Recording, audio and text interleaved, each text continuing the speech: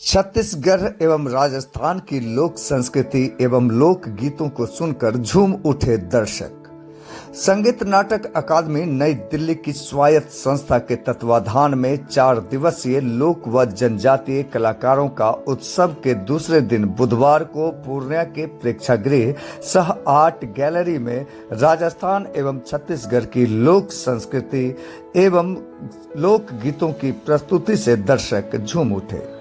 कार्यक्रम के प्रथम सत्र में संगीत नाटक अकादमी से सम्मानित राजस्थान के अंतर्राष्ट्रीय लोक कलाकार गफरुद्दीन मेवाती जोगी ने महाभारत के प्रसंग सहित आधुनिक व्यंग्य को प्रस्तुत कर लोगों को सोचने और झूमने पर मजबूर कर दिया। जो कॉमेडी पूट थी उससे दर्शक पूरा झूम उठे और पूरा मजा लिया उन्होंने। वहीं कार्यक्रम के दूसरे सत्र में ख्याति प्राप्त लोक कलाकार पूनम तिवारी, जिन्होंने हबीब तनवीर जैसे सिद्धस्त वरिष्ठ रंगकर्मी के टीम में वर्षों से काम कर अपनी छवि बनाई थी, उन्होंने भी अपनी अहम योगदान देकर छत्तीसगढ़ के लोक संस्कृति को पूर्णिया के आर्ट गैलरी के मंच पर नृत्य नाच का उत्कृष्ट प्रदर्शन कर लोगों को भक्तिमय करते हुए अंतिम में सभी को भावुक करते हुए सभी के आंखें को नम कर दी। यूं कह लें आप कि सभी को उन्होंने रुला दिया।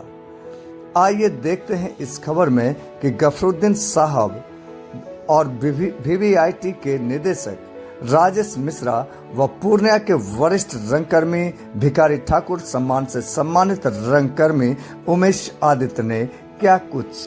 पूर्णिया पहुंचे हैं धनेश्वरनाथ रेणु की धरती पर, कैसा लग रहा है? मुझे बहुत अच्छा लगा और यहाँ का आना मैं बहुत दिन से इच्छुक था आने के लिए, लेकिन सौभाग्य की बात है इतने दिन बाद मुझे यह टाइम मिला आने का। लोग बहुत अच्छे हैं यहाँ, बहुत ही संगीत प्रिय लोग हैं और अच्छे लोग हमें। सर, एक कला जो आप ये बजा रहे थे, ये कला में क्या खासियत है और किस तरह से इसको आप समायोजित करके बजा पाते हैं? ये सर शिव जी के डमरू से उत्पन्न हुआ साज है, जिसको पल कहते हैं। और एक तरफ इसमें बकरे का चमड़ा है, इधर एक खोला है काले, इसमें वायर है प्लास्टिक का। पहले हम इसको ऊँट की नस होती जो पैर की, उसके पैर से बजाया करते थे, लेकिन अब इसको हम प्लास्टिक की वायर डाल के बजाने लगे हैं। और ये एक बहुत ही पुराना प्राचीन साज है, शिव जी के डमरू से ये हमने देख करके बनाया है। इस पर कई पीढ़ियों से हम 7-8 पीढ़ियों से इसको बजाते चले आ रहे हैं। किस नाम से जाना जाता है? इसको भप्पंग के नाम से जाना, गफरुद्दीन मेवाती जोगी एंड पार्टी भप्पंग वादन के नाम से। अभी भारत सरकार ने राष्ट्रपति के द्वारा मुझे राष्ट्रपति अवार्ड दिया गया भप्पंग वादन में, लोक कला पारंपरिक में, और मुझे इसको भप्पंग बोलते हैं। इसको पांडवों का महाभारत इसके ऊपर गाता हूँ मैं, भरतपुरमल जी के गाता हूँ, इसमें राजा भरथरी गाता हूँ, और इसमें मैं लोक रामायण गाता हूँ, पांडवों का कड़ा गाता हूँ इसको बजाते हुए। यानी सभी लोक कलाएं को गाते हैं। जैसा भी कोई भजन भी गाते हैं, शिव जी के भजन गाते हैं, कृष्ण जी के भजन गाते हैं। अभी जो शैली में आप कर रहे थे प्रस्तुति, सर इस शैली का क्या नाम है? इस शैली के सर ब्रज और मेवात पांडवों को करार के नाम से शैली है इसको। इसमें थानी राग का उपयोग हुआ है, और उधर महाभारत में वहाँ पे भेड़ा कहते हैं इसको, मेवात कल्चर, इसको चौबला और छंद से गाया था। कुल कितने सदस्य हैं आपके टीम में? मेरी टीम में 15 सदस्य हैं आज, 15 लोग हैं। इसमें जोगिया सरंगी, हारमोनियम, ढोला, खंजरी, तुमड़ी लोग गए, खजरी है और अपना तुमड़ी है, चिकार बजाते हैं, और के वो क्या कहते हैं मजीरा। कोई विशेष वक्त रहता है जिस समय से बजाते हैं? क्या कुछ इसका उत्सव? ऐसे जो शिव जी शिवरात्रि होते हैं ना, उस पे हम शिव जी का ब्याह लगाते हैं, उसके साथ सर, ये विलुप्त होते सारंगी को भी आपने जीवित रखा है। हाँ, तो ये किस तरह से बजाते हैं, थोड़ा सा हमारे श्रोता दर्शक को दिखा दें।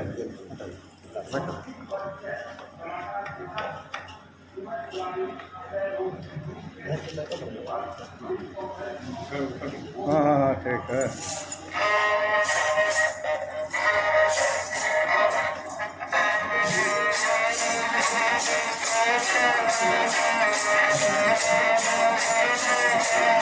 बम बम बम योगो बम बम बम बम बम बम लहरी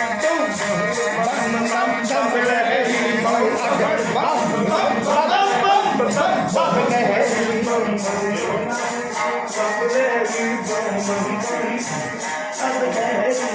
सोना में से बोले ना दिया यार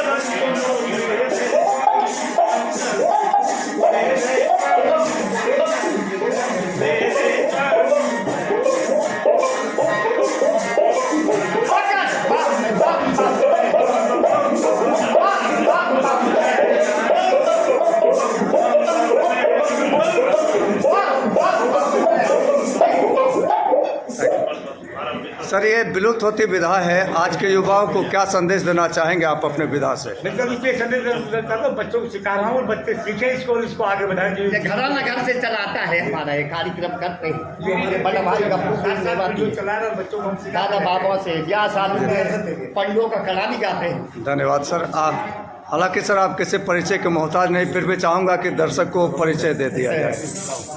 सर परिचय दे दिया जाए। ये एक तार का साज है, इसको भप्पन कहते हैं, जो मेरे हाथ में है। और मेरा नाम गफरुद्दीन मेवाती जोगी है, जो कि मैं राजस्थान का रहने वाला हूँ, अलवर फतेहपुर से हूँ। और ये साज है जो देखिएगा। अच्छा,